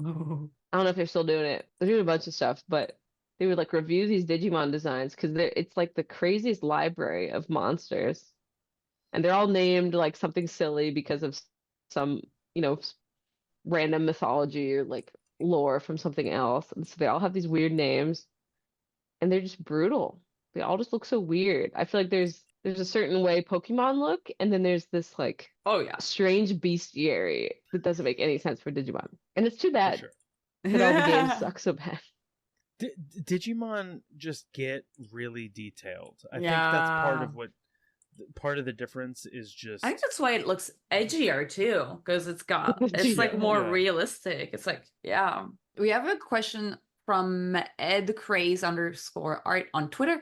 They ask, when it comes to animating loose freeform, is it ever possible to be too off model with drawings? I saw that question. That's a tough one. Too off model. It's almost like I'm trying to find that too off modelness. I think I stay a little too tight to a model, and I wish I could like loosen up a little bit. I think all the off modelness I do is me trying to like get more uncomfortable or get more comfortable getting uncomfortable with the model. That is so funny. Because it looks so easy when we watch the animation. It looks you make it look easy. Well, I feel like when I think about that, I feel like the line is like, can you tell it's that character? Yeah. Like if you cut to a new shot and it's that same character, but you're not sure if it's a different character or that character. Like there's like an essence, there's like a vibe, there's like a aura, is it blonde hair and eyes look a certain type of way, but the rest of the body can change? I don't know. Like, what's the essence of the character? And I think context helps too, right? That's totally right. Because like, if none of the characters have even close to the same color palette as that character, you might be able to change the fuck out of that character, and you'd still be like, oh, that's still that guy. Or if the shape is like there, and all the other elements, like you could totally change the color, but you gotta be careful. I think like Mikasa Yuasa is really good at that. Yeah. Of like really messing with his models and making them, but you're not like confused who's on the screen. Yeah, it's a lot of speaking my language. A lot of that. I don't know. It's a good question though. It is. I'm trying to wonder if I have any more knowledge to drop on that, because I don't know. I think that too much is, especially too if you watch it back and it just doesn't make sense. And like, how can you get it to make sense? Do you erase it and redraw something else?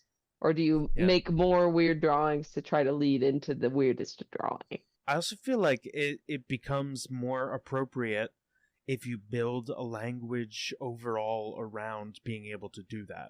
Like if everything else is really tight and then all of a sudden in one shot it's off, then it's going to look like a mistake. But if all the time your character is like changing shape a little bit and like the face is changing, like you can set up, like you can get people used to something pretty quick, I feel like. Yeah. Oh yeah, that's a good way to put it. We have a question from @Roverdo saying, what advice would you give to any aspiring indie animators? I think advice first is to go to a festival, even if it's like just one in your city that's like such and such film festival, such and such international film festival. Try to Google it up and see what you can find, even if it's not all animation, because seeing other people make their own indie films really helps you realize like you could totally do it. So that would be my starter advice. I think it also too, like and you can even tell, like being back in school, like you can really tell when people have been to something like that or seen something like that versus if they haven't and they start making their own film. Like it all just like it clicks a lot differently when you see other people who can like stand by their work and be pumped on it. But I would say, just start, because you're probably gonna like your second film more than your first film. Or like you're gonna know more about the process of making one after you try to make another one. I would say too, if you really have no clue where to start, like try to be on the lookout for prompts. Like friend of mine, a friend of Malt Adult, Cat Ball, does like loose frames, which is a thing that's pretty cool on the internet, on all the socials. And they've been doing screenings, but specifically lately, once last year and then once this year, they've done a open call for entries about fables. So like, it's called Loose Fables, and it's basically like a prompt of just do a fable, animate a fable, and we'll have a little screening of them, and it's kind of nice. Also, we have friends in Television Television who do calls for entries a couple times a year that similarly will like give a theme out and be like, hey, let's all, animate something together for this theme, and we'll have a screening of that. And they kind of promote like just making something quick and making something fun for yourself that you're not taking too seriously, and that's really how you can take the edge off of the pressure of making an indie film or like starting to make a film. These are also the sort of things that people whose job it is to scout for new up-and-coming artists and talent, like the people at like Netflix or Cartoon Network or Nickelodeon or whatever, like these people look and pay attention to screenings, festivals, like all this stuff. Like I went to a screening with VEE actually. High Moon Queen was screening at a local place, and at that screening I looked around and I clocked. I was like, okay, those are two high up people from Titmouse. That's an Adult Swim executive. That's a Netflix executive.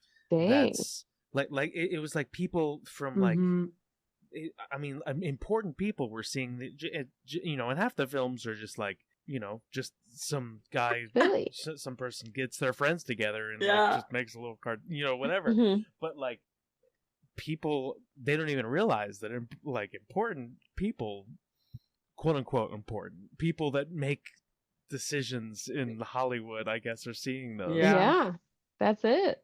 Mm-hmm. And if they see something you made for free with your friends for fun, they might be like, dang, what if we gave them some money? What would they do? Exactly. But hard not to think about it. I do think, what you just said, try not to think about it, is so important, because sometimes it can be like paralyzing. But like some of in that particular screening that Sean is talking about, it was fun and refreshing to see people just do kind of whatever. Like sometimes it's just one guy talking to a camera. Sometimes it's like weird stop motion. Sometimes it's like, I don't know, a little dot moving across the screen or something. I don't know, just like something fun. And I don't know, I also thought that was personally like super inspiring. Like I really appreciate anybody putting together like screenings or festivals like that, because I feel like for artists it's really important, even if you have a job, even if you're already working, and even if you've been working in the industry for like 10 years, it's so nice and refreshing to see stuff that you wouldn't be thinking about, Mm-hmm. And since we're talking about festivals, so at Ash1Car is asking on Twitter, what is it like to curate an animation festival? What obstacles did you encounter and how did you overcome them? Oh, so now you mentioned it earlier.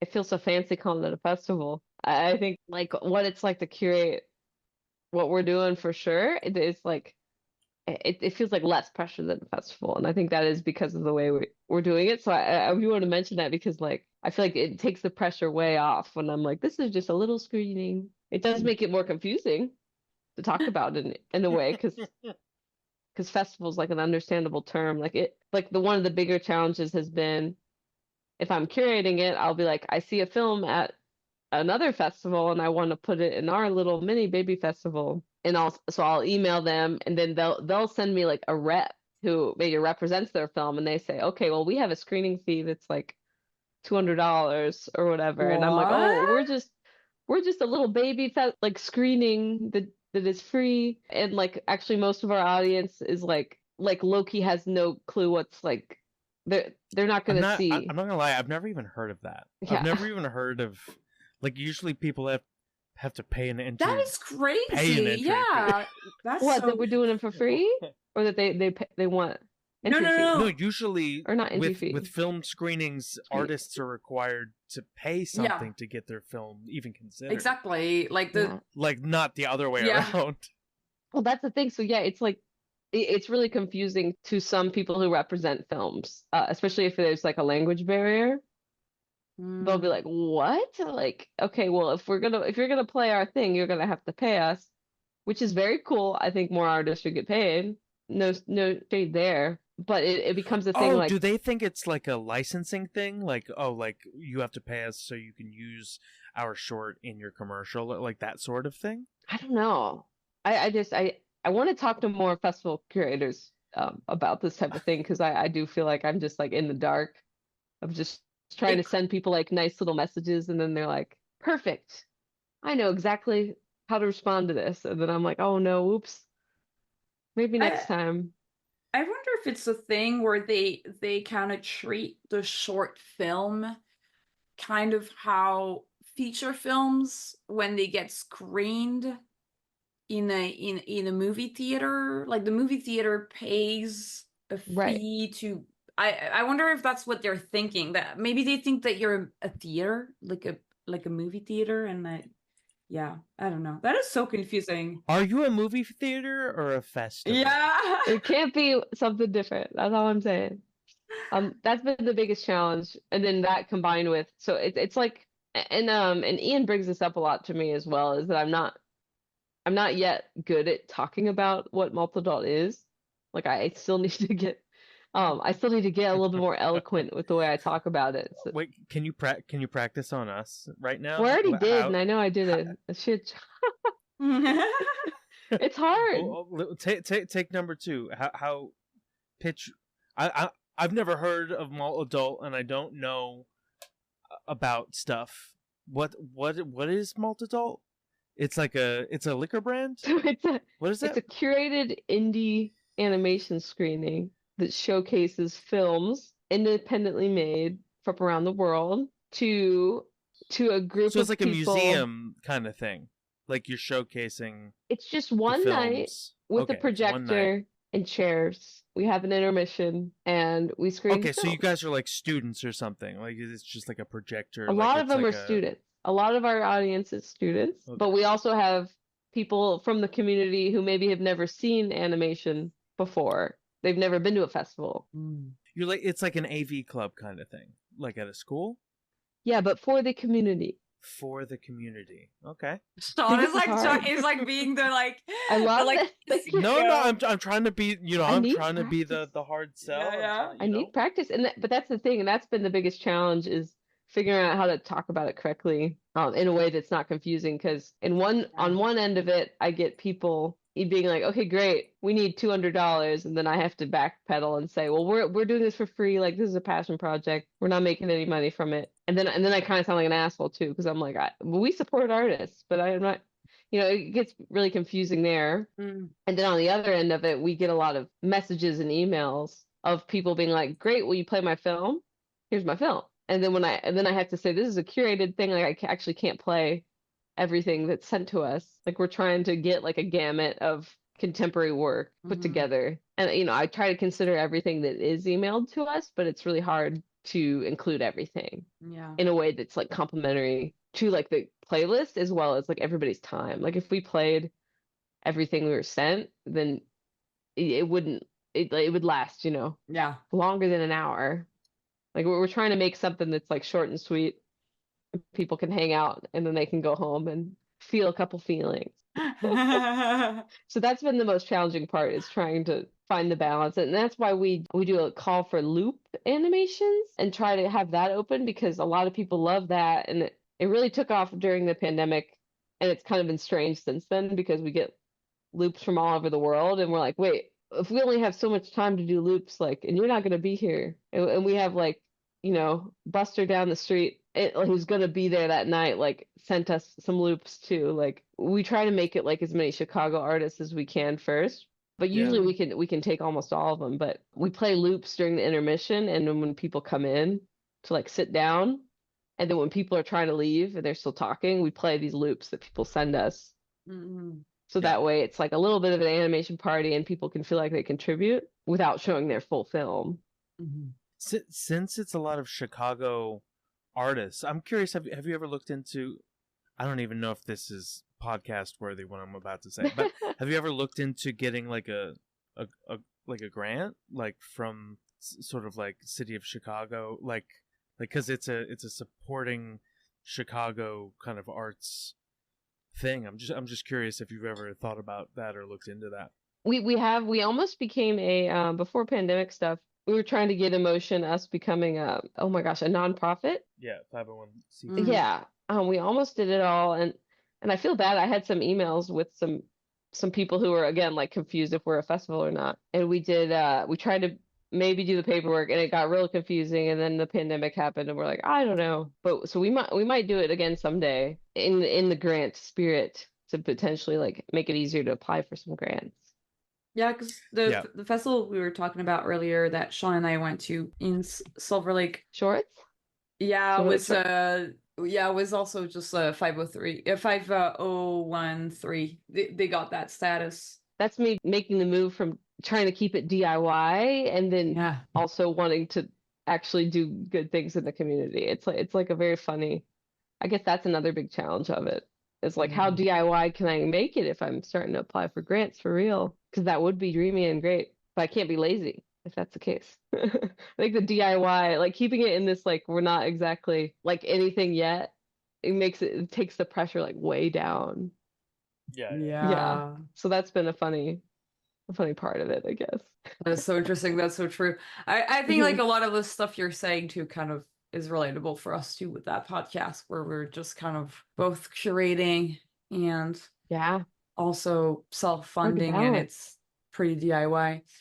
We have a lot of questions that we might not be able to get to just because of time, but we want to thank Ashwankar for asking 2 questions. We want to also thank Locked in Hot Car for all the questions, Milv Cave, and we're just gonna end, I think, with the question from Locked in Hot Car, which is, how do you maintain a good work ethic when animating and such, especially for someone who has trouble starting any sort of project at all due to motivation? I was looking at that question and wondering how to answer it today. Thank you for the great question. Motivation's weird. I think I owe a lot of my weird how do I say this? I owe a lot of my motivational skills to being in marching band in high school. Shout out marching band. Of like, I have to learn this song and also walk around and also dance in front of all the football players or whatever. Are you trying to say you march to the beat of your own drum?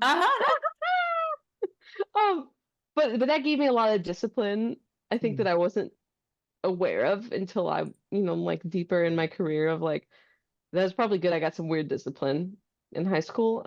So anyway, you can kind of, you think back to like when you're at your most disciplined, even if it was something totally unrelated to animating, like you probably have had little moments in your life where you could get some stuff done and get some stuff figured out. I try to channel all that weird little energies. And I am like a big music person, like music head, like listening to songs all the time. It's honestly hard for me to listen to podcasts because I like listening to songs, guys. It's hard. We got to start playing songs in the back of our podcast. You're joking, but we were talking about it with Clem, so that's a preview Whoa. for our listeners. Whoa. But what if you do? What if you're a kid who listens to podcasts and music at the same time? Then it's going to clash.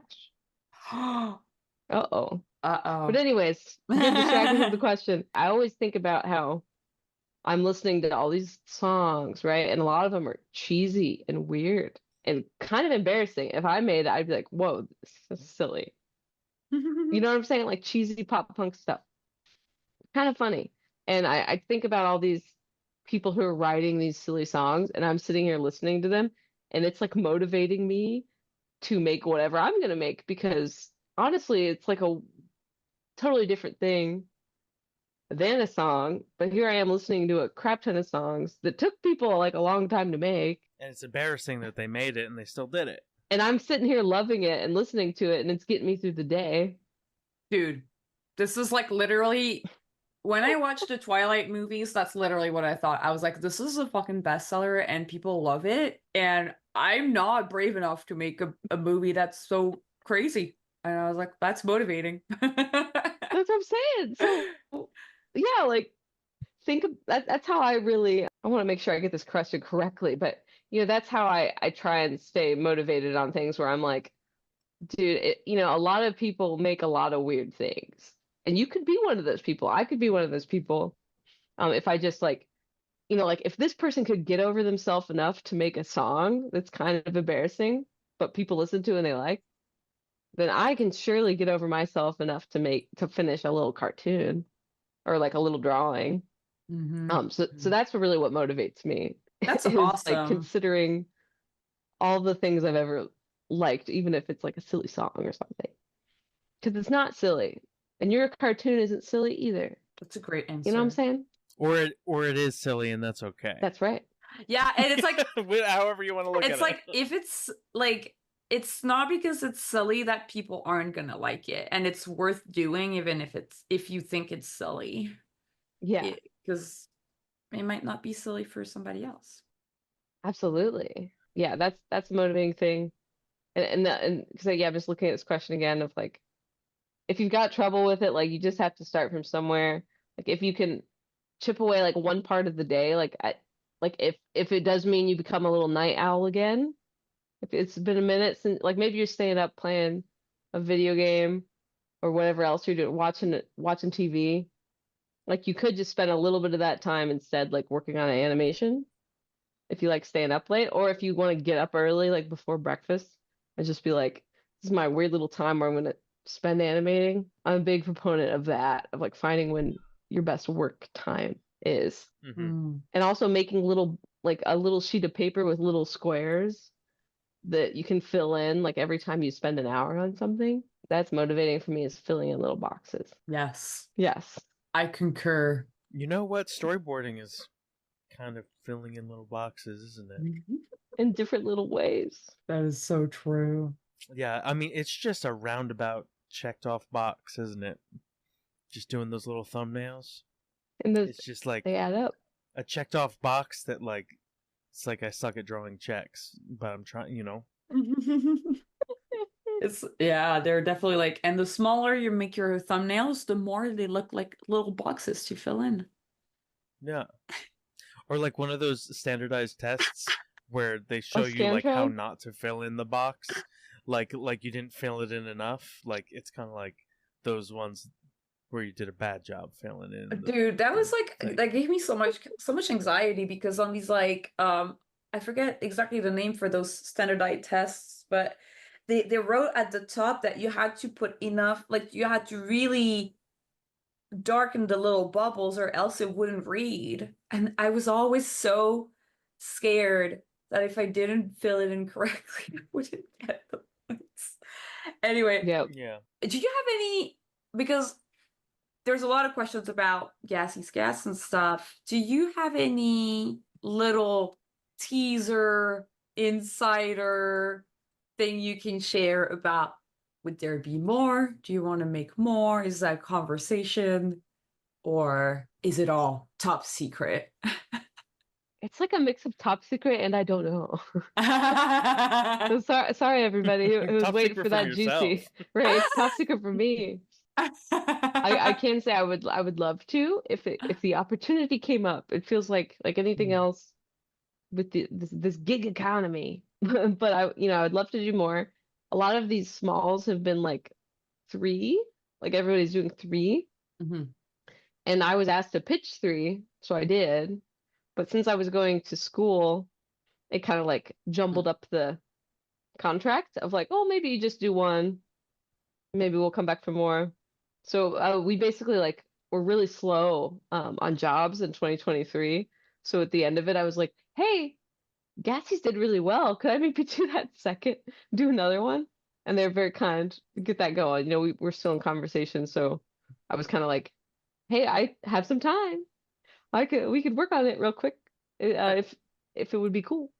And it worked out. That's amazing. But I'd love to do more. It's kind of endless fodder for episodes because I did work at a gas station. My parents owned a gas station as I was growing up. Nice. And they still like lease the business out, but they don't work there specifically. They like lease it out to someone who worked there for a super long time. And I had so many little moments there that I would love to like kind of play off of. Like I know there was a question about like who's Lulu's favorite customer, and I think it would be it would not be Billy, sadly. It'd be somebody like Gilbert, who is like very annoying, but like very like, wow, that person came in. That was weird. I'm definitely like my memories of it, like I'm toning down, but like like the people you remember the most. I don't know. It's strange. Your favorites are kind of like the ones that are like a story you can tell for the next like 5 years. Yeah. like I would love to do an episode that would like unpack like who else is around. Like I drew a bunch of characters that could be in future episodes. Like Carla has like a son who like wants to go to hair school, but he's hair animals. That's weird. And like I drew that there's like a 2-headed llama that runs like a vegetable stand above the gas station, and they like secretly want to like take the gas station over and like fill it with vegetables and like healthy things. But there nobody wants to eat the vegetable stand vegetables. They want the potato chips. I love making the vegan people the bad people. Yeah. Make those vegetable nerds. That's the thing. That's me. So I'm on jokes about it. It's great. Yeah. Are you vegan? Because you made the I am, but I'm morally fucked up because I do break once a year. That like it's like your full moon. I have a Vegeversary. Yeah. So that I was like trying to live vicariously through these bunnies in my film I made. And then I was like, I should do that. Like I was like trying to just put it on them, and then I was like, no, I think I should do that. So nothing is more satisfying than like eating greasy diner food if you haven't for a year. It For tastes real. good. True. Oh yeah. So that's really, and that's even more of a vegan forward statement of like take a break from bacon for a long time and then have it, and you'll be like, damn, it's pretty good. Or like eggs. If you haven't had an egg sandwich or an egg in like a long time, you're like, whoa. That's the thing. That's why I'm just vegetarian. Yeah. I'm like, I can't give up the eggs, man. The eggs and Every the now and then you're dairy. like, dang. Yeah. But if you don't eat it for a long time and then you eat it, your stomach isn't used to that thing. Does it like give you awful indigestion when you? I'm wondering how many years When I you could do this break? basically, like of my life. You can also like eat a lot more food when you're vegan, which is cool because you're like less clogged up from all the Mm-hmm. bad stuff in meat and dairy. So like weirdly when I was like, especially this last time when it was like Vegeversary time, like Ian and I both got like skillets for breakfast, at the diner. But his was like a really meaty one, and mine was like it just had like an egg and some cheese. And then so we got this like huge waffle, and he was like in meat sweats mode. And then I was like, "You want to help me eat this waffle?" And he was like, "Dude, no, I can't." And so he had one square of the waffle, and then I just like ate this entire waffle, and I was like, "Look at me, food." But it's a lot of it's mind over matter. Like when I was vegetarian and vegan or like leaning vegan for a couple of years, like I would accidentally eat meat and then I would like cry and barf. Oh, Like it would be some interesting. like dramatic body experience because I would be like surprised and I'd be, oh no. Mm-hmm. And so I think a lot of it was me like psyching myself out of it. So it's kind of this weird little day where I'm like, I'm gonna drink a lot of water. And I'm probably not gonna eat lunch because I'll be too freaking full from breakfast. And then we'll just have a weird little dinner. And we had like a big Italian food dinner.